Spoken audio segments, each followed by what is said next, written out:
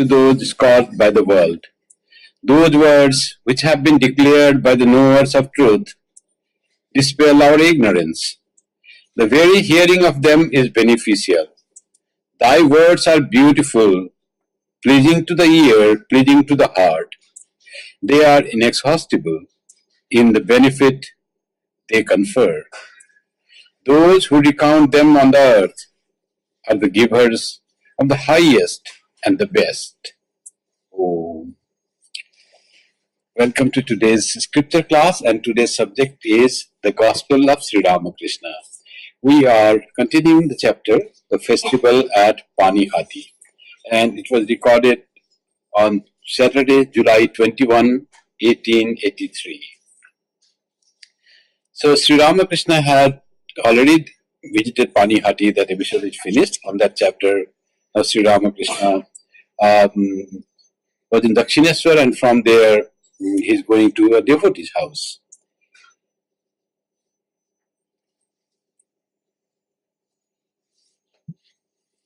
Master. Now and then I think, what is it I know that makes so many people come to me? Vaishnav Charan was a great Pandit. He used to say to me, I can find in the scriptures all the things you talk about.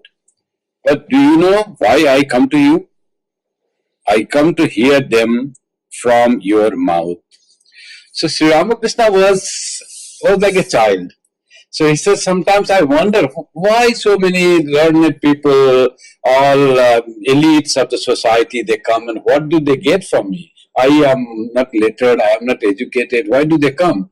And here he gives the what Vaishnav Charan said, what you speak is not different from the scriptures. All scriptures said everything about the truth, about God. Then he says, why I come to you? I want to hear it from your mouth. This is called the attraction of the personality, of the holiness. That is something, even you know the thing, but still listening to that makes very nice sense. And even if you don't hear, one young boy used to visit Swami Asheshanandaji. He was secretary of Swami Sharadanandaji, and he was a disciple of Holy Mother, and served Swami Sharadanandaji during his youth. And later he was posted in Portland, Oregon, as the head, and very much respected by all. So one young boy from Vancouver used to go to him. And he himself said, we used to go, someone used to read gospel. He didn't all explain, but we used to go and sit, and there was so much of good feeling to go and sit near him. Somewhere he used to just add something, otherwise he used to be quiet. Just people listen to the gospel. But there was so much of peace and joy to be near him. So when this people with Sri Ramakrishna, they come, it is the attraction. Sri Ramakrishna himself said, it is the attraction of God, divinity. That he said, it is the attraction of Yoga Maya. That was the term he used. Attraction of Yoga Maya. Something divinity when manifests, it has natural attraction on some pure souls. So that why it happens, don't understand. That's what Swami Vivekananda also said. When Sri Ramakrishna didn't give any attention to him for about 1 month, then Sri Ramakrishna asked him, why do you come? I don't even talk to you. I don't even look at you. I don't give any attention to you. So what brings you here day after day? He said, I don't come for any other reason that I will seek your attention. I come because I love you. This natural love for holy persons that happens. This happens because we love our soul. We love our true inner self. And this inner self is manifested, when it is manifested in some persons, then we have natural attraction towards that person. So this is the attraction of divinity, which is our own essence. When it is not like pole repels, it is like things attract, something different from the scientific law. Divinity attracts divinity. They say, no, this money attracts money. Have you heard that? There's nothing repelling. In Bengali, we say taka tani. Money attracts money. So one person went with 1 rupee, one coin in his hand, and there was a heap of coins. He thought money attracts money, it will come out. There was a bar, and inside that was the heap of coin.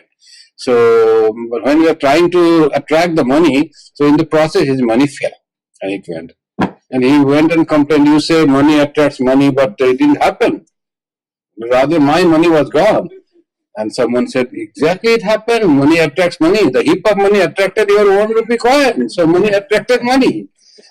Like that, this is the like thing attracting, this divinity attracting another divinity. Sri Ramakrishna was manifest, huge, powerful divinity. And these seekers like Vaishnav Charan and all other people who came to him were just showing little divinity in them. So they felt a lot of attraction with Sri Ramakrishna. Yam. All your words tally with the scriptures. Navadvip Goswami also said that the other day at the festival at Panihati. You told us that day that by repeating the word Gita a number of times one reverses it and it becomes Tyagi. Gita, Gitagi, Tagi, Tagi. So Sri Ramakrishna said Tagi. Gita reverse Tagi, which refers to renunciation. So for Tyaga, it is Tya, Ta, Ya, and Ga. So, but it becomes Tagi, not Tyagi. So, but Yam found out that grammatically Tagi and Tyagi are the same. It refers to renunciation. Sri Ramakrishna said the essence of Gita is what? When you repeat many times, you get Gita, Gita, Gita, Gita, Gita, Tyagi. It becomes, that is the essence of the Gita. Renunciation is the essence of the Gita. Navadvip Goswami supported your statement from the grammatical standpoint that what is Tagi is Tyagi. So that's what he found. It means the same thing. Master, have you found anyone else resembling me, any Pandit or holy man? It was a difficult question for Yam. Yam started coming to Sri Ramakrishna 1.5 years ago. He came in February 1882 and it is July 1883. So in the meantime, Yam was very intelligent, very sharp, very deeply studying person. He was not an ordinary devotee. He used to deeply observe the thing. And he asked this question deliberately, Yam, what is Yam's understanding about him? Do you think me to be an ordinary sadhaka that has realized Holy Mother like any sadhaka? Have you seen anyone who resembles me? Any comparison? What is Yam's opinion about Sri Ramakrishna? He wants to know. Because Yam was the one who was going to present Sri Ramakrishna in the gospel. And he had the major role. And if Yam, Narendranath, Rakhal do not really understand Sri Ramakrishna, who really he is, how deep he is, so they will be just presenting him as another holy man, another sadhaka who has realized God. But Sri Ramakrishna's role was different. That he wants whether his disciples understand something uniqueness in him or not. That will make them grow spiritually and try to present him like that. Once he told Swami Subodhananda, small Subodh used to come, and he's a young boy, and he said, go and meet Yam. And talk to him. So Subodhananda says, what should I go to him? He's a householder. What will he talk about? He said, no, go and meet him. Whatever he will talk only of here. What I said, only that will talk. He will talk that. He will present me. He will not present him or anything else. He will only present me. So it is as good as coming to me. Perhaps more, you will hear more about me from him. That's what Sri Ramakrishna meant. And for that, Yam had to understand Sri Ramakrishna. That's why he said, have you found anyone? And Yam's answer is fantastic, you see. Have you found anyone else resembling me? Any Pandit or any holy man? Any scholar? Or any great sadhaka? Yam, listen to the answer. God has created you with his own hands, whereas he has made others by machine. So what does it mean? He has made others by machine. So himself he clarifies to Sri Ramakrishna. All others he has created according to law. Karma phala. According to karma, everyone has come. But yours is not karma phala. You are beyond any law. Sri Ramakrishna was beyond law. This law of mind and the law of karma doesn't bind him at all. That's why he said, you have been created by God's own hands, others have been created in the machine according to law. Beautiful reply. He has already fully understood Sri Ramakrishna. Swami Vivekananda rather took time to understand Sri Ramakrishna. And they say Swami Vivekananda doubted Ramakrishna for us. Because many people will, if we say Sri Ramakrishna was avatar, was a great person, or like that, so any devotee will say, when we find Swami Vivekananda struggling year after year, from right 1881 to 1886, until the end he struggled to understand. Even after Sri Ramakrishna passing away, he had to struggle whether what he was, really he was incarnation. And Sri Ramakrishna tried to say him, people say many things about me. What do they say? That avatar, what is your opinion? He won't say that. What is your opinion? So let people say, let the whole world say. Until and unless I myself feel, I will not accept that. That was Swami Vivekananda. Swami Vivekananda doubted for us, someone said. So that one has so much struggle years after year and finally came to the conclusion that he is none other than the avatar. So we have no scope of doubting those who believe that like that. Master laughing to Ramlal and other devotees. Listen to what he is saying. So it was a great understanding of Sri Ramakrishna, and Sri Ramakrishna was very pleased that Yam has got him, understood him. One Swami, when he was suffering from this thing, cancer, so Swami Turiyananda, young boy, he was Hari Prasanna. He came, Hari Chatterjee. He came and he said, you are having pain, it seems you are, but it is all external. You are really having nothing. It's all the show.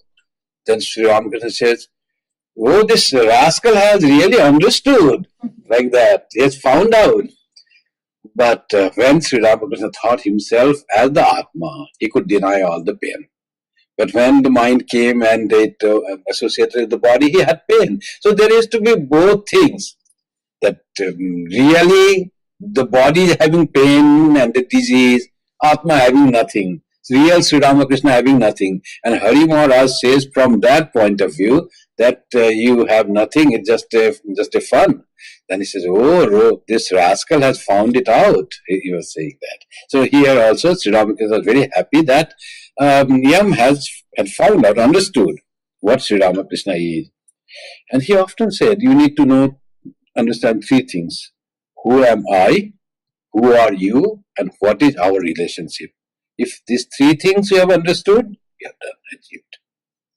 To his devotees, to say to his disciples. Sri Ramakrishna laughed for some time. He was very pleased and said at last, really and truly, I have no pride. No, not even the slightest bit. To again dispel if any doubt comes when we consider so much praise. So praise can make one person proud. So he said, I have no pride at all, no ego, and not a trace of it, as Sri Ramakrishna said. Yam. Knowledge does us good in one respect at least. It makes us feel that we do not know anything, that we are nothing. When we are full of knowledge, then we understand. Vidya dadati vinayam. When we have full knowledge, then the humility comes. Oh, what do I know? Like Newton, having discovered so much honored, and he says, what have I done? I have searched some pebbles on the seashore. Nothing have I done, nothing have I achieved. It is nothing like that. The humility, real humility comes when we really are persons of knowledge. Vidya dadati vinayam. Knowledge gives us feeling that we know nothing. That's what M says. Master, right you are. I am nothing. I am nobody. Sri Ramakrishna. Do you believe in English astronomy? Yam. It is possible to make new discoveries by applying the laws of Western astronomy. Observing the irregular movement of Uranus, the astronomers looked through their telescopes and discovered Neptune shining in the sky. They can also foretell eclipses. So that's Sri Ramakrishna is now seeing that how much of the world and worldly truth he believes, M believes. And M said that it is good as far as the worldly, some knowledge comes from eclipses, something happens. Master, yes, that is so. So she is approving. The carriage drove on. This all conversation was going on in the carriage when they were driving from Dakshineswar to devotee house. The carriage drove on. They were approaching Adhar's house. Sri Ramakrishna said to him, now the final instruction, dwell in the truth and you will certainly realize God. That was the thing. Realizing God was the main aim or the ultimate goal of life that Yam had realized, Yam had understood. That there is nothing else to achieve. That realization of God is the highest thing, highest goal of life. So he said that dwell in the truth and you will certainly realize God. So this was not only the statement of fact, this is his blessing too. And this blessing is not only to Yam, this is for all of us. If we dwell on truth, we will realize God. We will certainly realize God. And he used to say, whoever dwells on truth, he is already sitting on the lap of God. So truthfulness is so important in life. If you really want your spiritual growth, this truthfulness is so important. Yam, you said the other day to Navadvip Goswami, O God, I want thee. Please do not delude me with thy world bewitching Maya. I want to realize thee. That is the prayer one should have, Sri Ramakrishna told to Navadvip Goswami. That don't attract me towards the world and worldly things and worldly objects and worldly honors. Don't delude me by thy Maya. Because I want to realize thee. I want thee.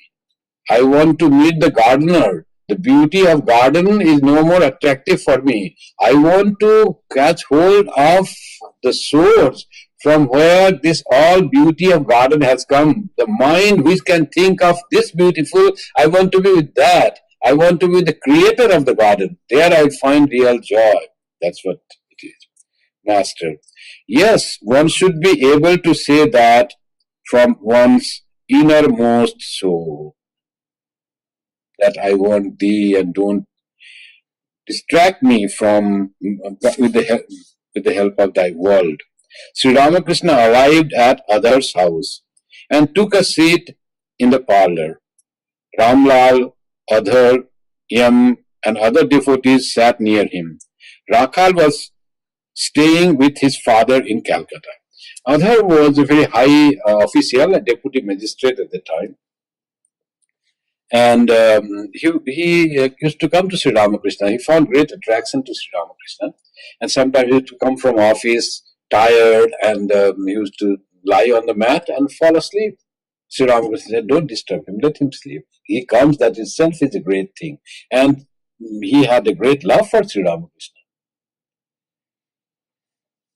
Once he told to Sri Ramakrishna, you have not come to my house for a long time and my house smells fishy, something foul smell is there. Nothing smell, but holy man has not come. So that was his feeling. When he used to come, he used to feel so happy.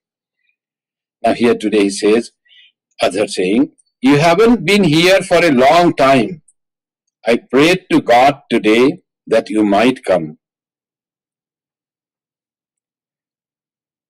Okay. Finding that master to Adhar, didn't you let Rakhal know that I was coming? Adhar, yes, sir, I have sent him word. Finding that the master was eager to see Rakhal, Adhar at once sent his carriage to fetch him. Adhar had been yearning to see the master that day, but he had not definitely known that Sri Ramakrishna was coming. Adhar, You haven't been here for a long time. I prayed to God today that you might come. I even shed tears.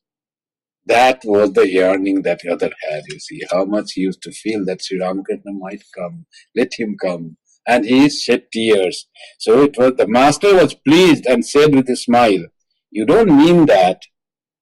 Means, it doesn't mean that you are not, you didn't do that, but you don't mean that means, is that so? You even cried. So that's what he means. So he was very pleased that there was a great yearning and love for his visit there. It was dusk and the lamps were lighted. Sri Ramakrishna saluted the Divine Mother with folded hands and quietly absorbed in meditation. Then he began to chant the names of God in his sweet voice. Govinda, Govinda, Satchidananda, Hari, Hari. Every word he uttered showered nectar on the ears of the devotees. That is the sweetness. Yam used to say Sri Ramakrishna's voice was very sweet. Here is more than the voice, is the inner feeling and the name of God, that's the nectar. But Sri Ramakrishna used to sing very sweetly. And Yam used to praise Swami Vivekananda singing also. Swami Vivekananda was very accomplished singer. He knew all the singing, he learned, and he sang very well. And he said Swami Narendranath's voice is very sweet, very nice. Only second to Sri Ramakrishna. That Yam used to say. Sri Ramakrishna is at the top. So he's all, what he uttered was just shower nectar to the ears of the devotee.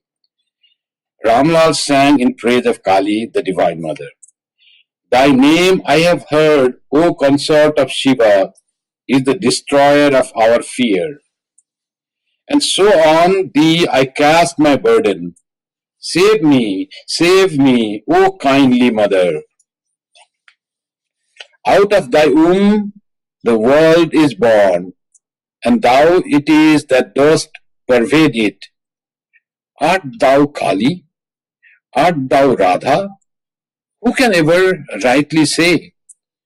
Mother, in every living creature thou dost have thy dwelling place. As Kundalini, thou dost live in the lotus of the Muladhara. Above it lies the Swadhisthana, where the four-petaled lotus blooms. In this thing, there is all Kundalini is described in this song that Ramlal is saying.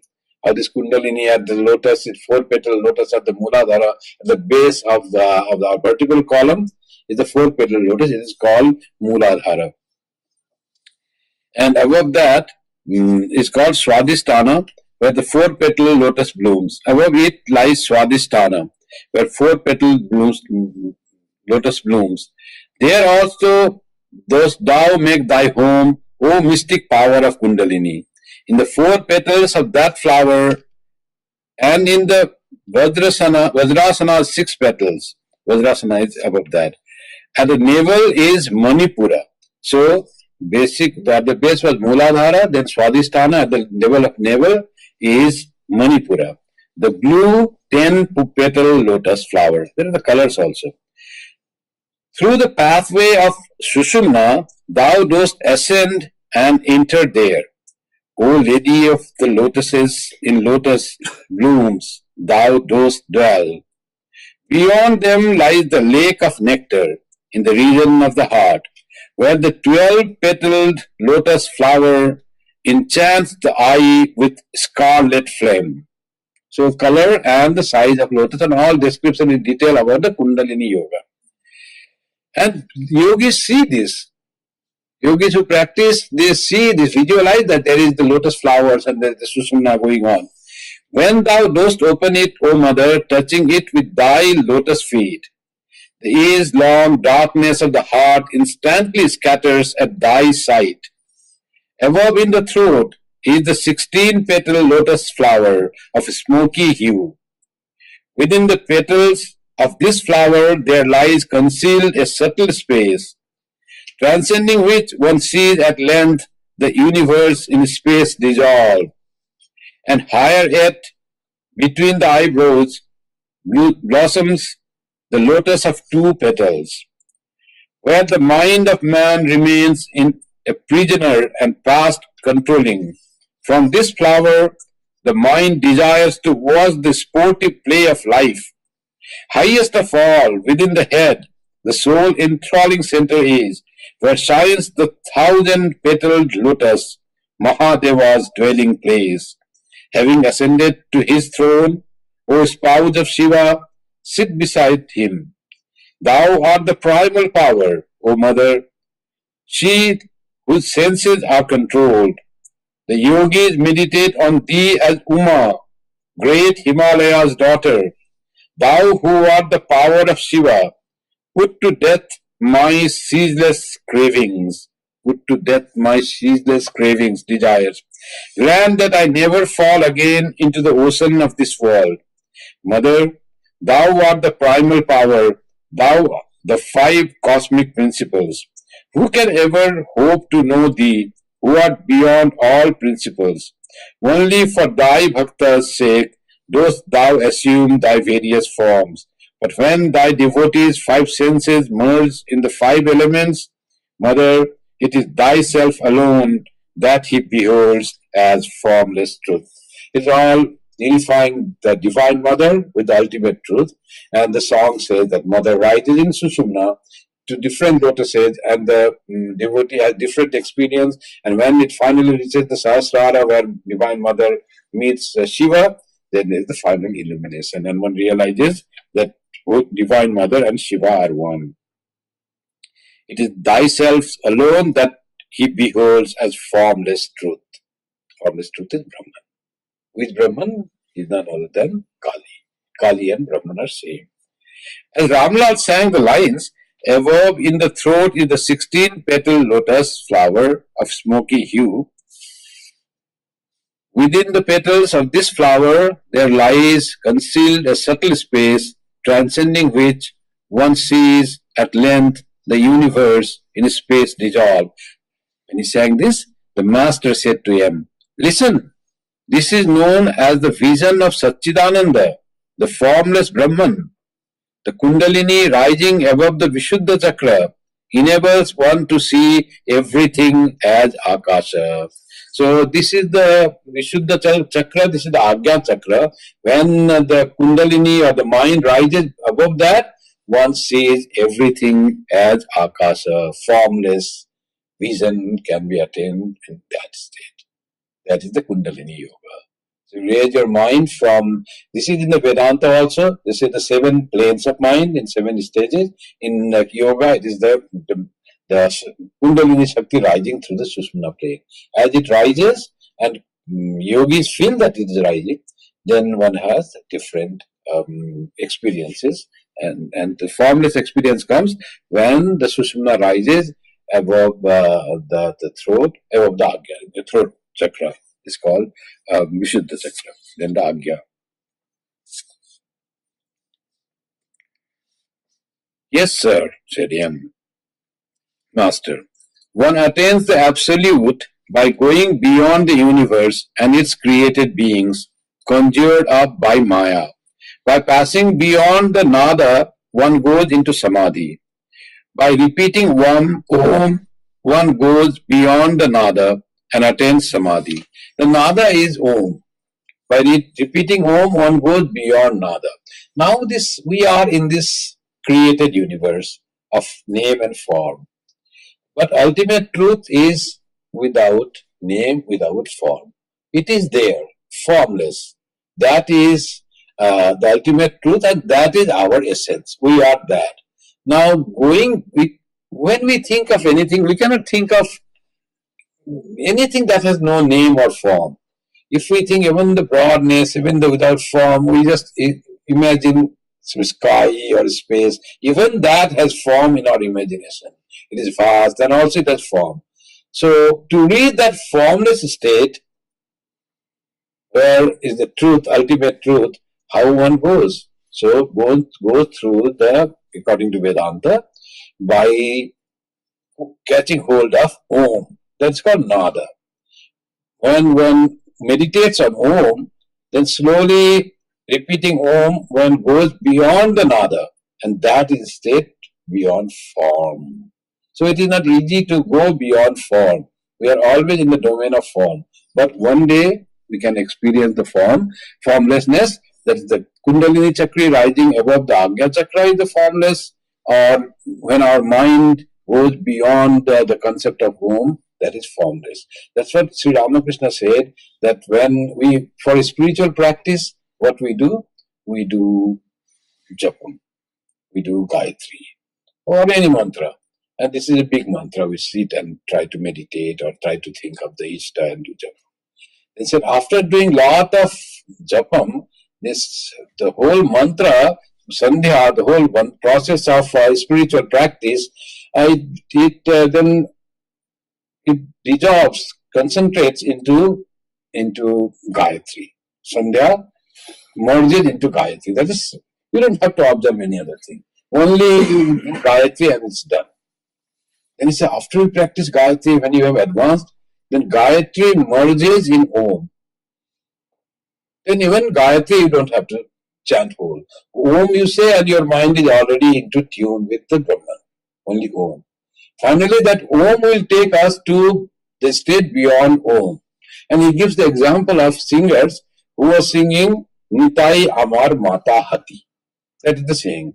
Nitai is like a mad elephant. Nitai is the companion of Chaitanya Mahaprabhu and he was singing Nitai Amar Mata Hati. My Nitai is like a mad elephant. So he started singing Nitai Amar Mata Hati, Nitai Amar Mata Hati. Then he got into the mode. And then he said, he didn't say whole thing. Then he started saying Hati, Hati, Hati, only Hati, Hati. Nitai Amar Mata Hati, it's gone.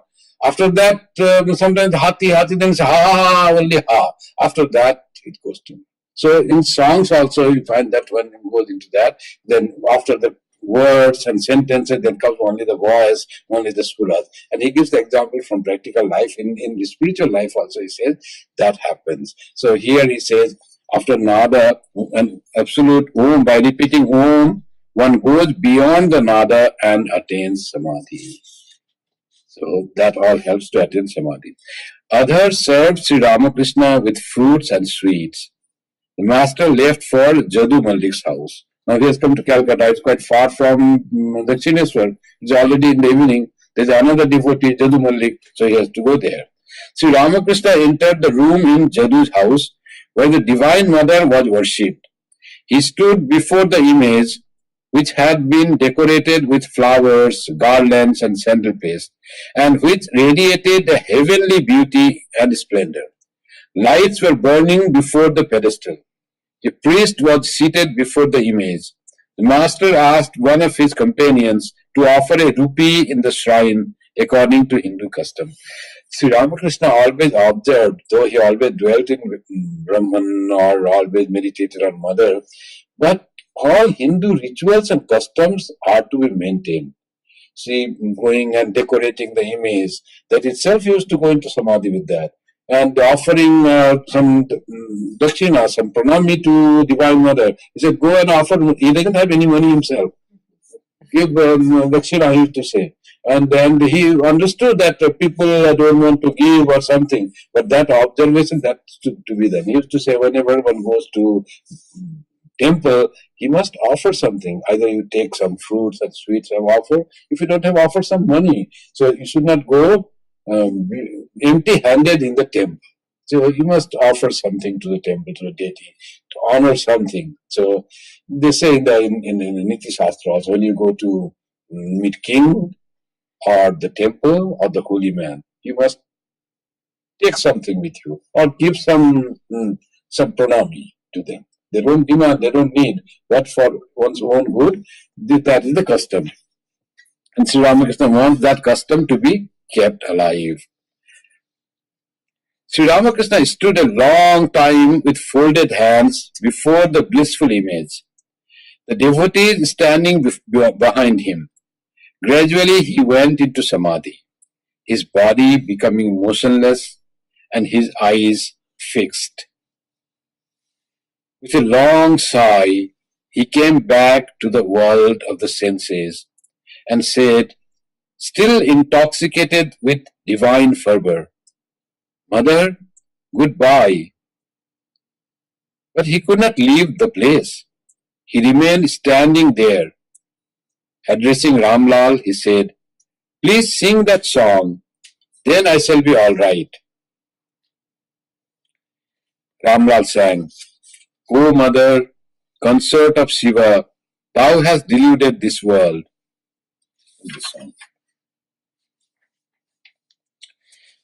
The master went to the drawing room with the devotees.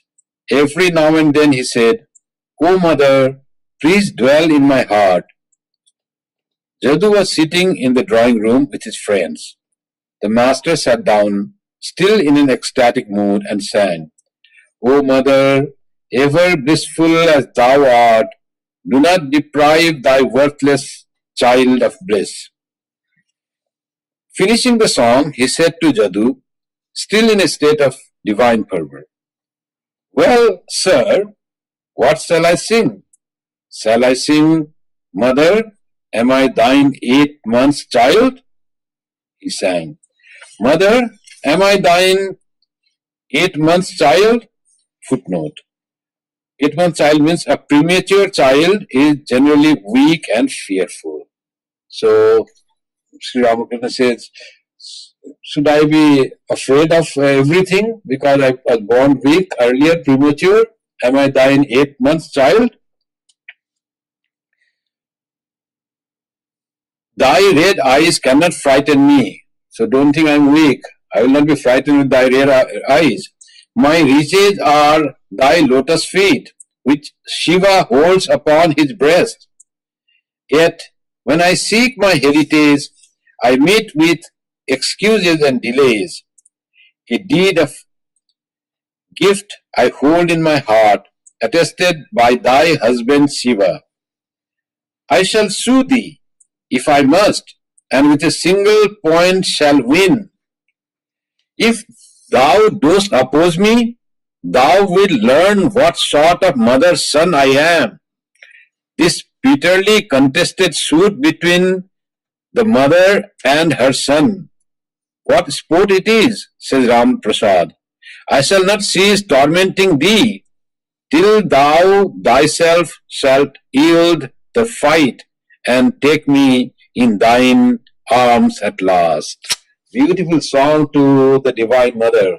I am thy child, but don't think I am weak. I am not afraid with your red eyes. And if you do not accept me, I will sue you. Because your lotus feet, which are cherished by Shiva, that is my wealth. That I cannot let go. And I will sue you, and I will definitely win the court, win the case. And then I will go to your arm. So I am waiting for that. Till thou thyself shalt yield the fight and take me in thy arms at last.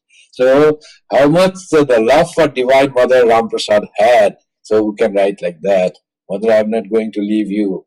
If you don't take me, I will sue you. Like that.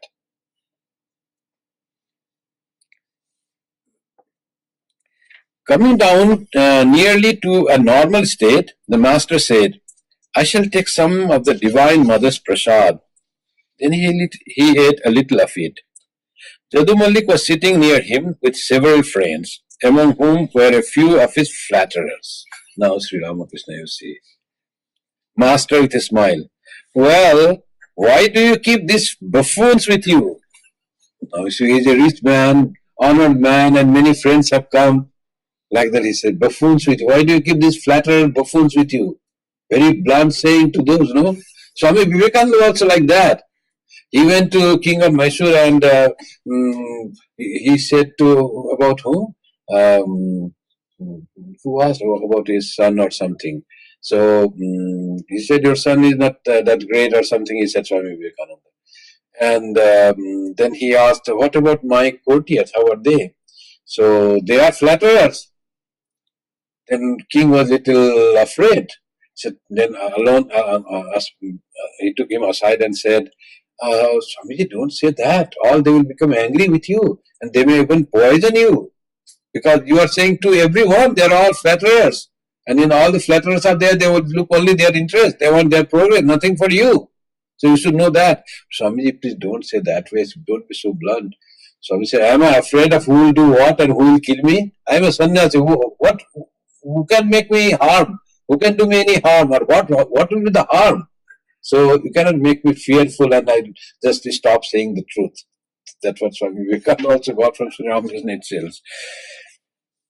Jadu Malik with a smile. Now how will he say? So these buffoons are for his very difficult, awkward situation for him. Jadu with a smile. Suppose they are. Won't you redeem them? Master smiling. The water of the Ganges cannot purify a wine jar. I cannot redeem. They are two big buffoons. Jadu had promised the master that he would arrange a recital of the Chandi in his house. Some time had elapsed, but he had not yet kept his promise. Now to Jadu Malik. See, so far was to his friends, not to Jadu Malik. Master. Well, what about the recital of the Chandi? Jadu Malik must have forgotten. Sri Ramakrishna remembers. Jadu. I have been busy with many things. I haven't been able to arrange it. Master. How is that? A man gives his word and doesn't take it back. The words of a man are like the tusks of the elephant. They come out but do not go back. That is a Hindi saying. Marad ki baat aur hathi ka daat. They come out but they don't go in. A man must be true to his word. What do you say? Jadu with a smile. You are right, Master. You are a shrewd man. You do a thing after much calculation. You are like the Brahmin who selects a cow that eats very little, supplies plenty of dung, and gives much milk. So, Brahmins are given cows. So, rich man, Brahmin will go, which cows are you giving to me? So, he goes and finds how much more he can extract. Cow eats little, gives lot of milk, and also there is lot of dung, like that type of all in the game. All laugh. After a time, he said to Jadu, I now understand your nature. It is half warm and half cold. You are devoted to God and also to the world. The master and his devotees were served by Jadu with sweets and fruit, and then the party left for the home of Khelat Ghosh. Another devotee. Everywhere he has to eat, you see. Everywhere someone will feed some fruit and sweet. You understand the problem with this holy man. Even the sadhus become that problem. You see, we have to, whenever we visit some people, Swamiji, you have to eat nicely. You have good lunch, big lunch, and again you have dinner somewhere invited. Swamiji, you have to eat this much. Already had big lunch, I cannot have more. But Swamiji, I made so much for you. Please have this, please have that. And Sri Ramakrishna going other, then Jadu Malik, then Khelat Ghosh, all three places, one after another, everywhere they will serve fruit and sweets, and Sri Ramakrishna has to eat something. So that is how Sri Ramakrishna will please everyone. Go to the places. He used to love to go to visit not only devotees, but people. He used to meet people. And he was interested. That's why he met Dayananda Saraswati, who was quite famous. All over India at that time, he was famous, founder of Arya Samaj. Sri Ramakrishna was nothing like that. He was just a temple priest, and people regarded him as a very nice holy man, few people. And he went to meet Devendranath Tagore, the father of Rabindranath Tagore, who was a rich man, considered very like a holy man. He was considered. He used to live in a boat, and he said, "Let me go and see how holy he is." So always he used to go. Vidyasagar, even Sri Ramakrishna went to see Vidyasagar. All people he wanted to go and see how much they are there, and he wanted to, in fact, transform them also. Vidyasagar, he went, he had conversation, and Vidyasagar said, "Come one day to Dakshineshwar." So Vidyasagar said to us, "Yes, I will go one day." He just said, "Let me see, yes, okay." And Vidyasagar didn't go. Sri Ramakrishna said that Vidyasagar is such a big Pandit, and you see, he said he will come, but he didn't come. And he said, there's like gold hidden within him. just little mist will burst off, and the gold will be all seen over. So he's already purified by his very nature of service. He was very unselfish, Vidyasagar, very pure, unselfish, helpful, kind, and nothing for himself. But the spiritual awakening was not there. Only mental purity had already come. So Sri Ramakrishna wanted to little give a lift to that. He said he will come. There is gold hidden within him, but he doesn't know. He's not aware of that. He used to say. That's Sri Ramakrishna going to different devotees' house. Now this Kalat goes. Beautiful, wonderful personality, all love, and just wanting the good and the spiritual goodness of everyone. And just like a child, what he will say, nobody knows. He doesn't hide anything. Once he went with Mathuranath Vishwas, who was his protector and all that. And Mathuranath went to some house and he had to meet some people. He said, "Father, you sit down, I go up and meet people." And he waited down for about half an hour, whatever time. Then he came and, "Father, let's go now. But don't say I had come here to my wife." So Sri Ramakrishna heard this. He came, Sri Ramakrishna himself says, Mathuranath said that, and he came and he went there and he came down and said, "Don't say that I have come here." But you know what I did when I come to their house? They used to live together in Dakshineshwar, in that big house. And Sri Ramakrishna also stayed in that Kutibadi, and Mathur was also staying there whenever he used to come to Dakshineshwar. The first thing he did, and he met his wife, he said, "Oh, your husband went to that house, and he went up, and after he came down, he said, 'Don't tell that I have come here.'"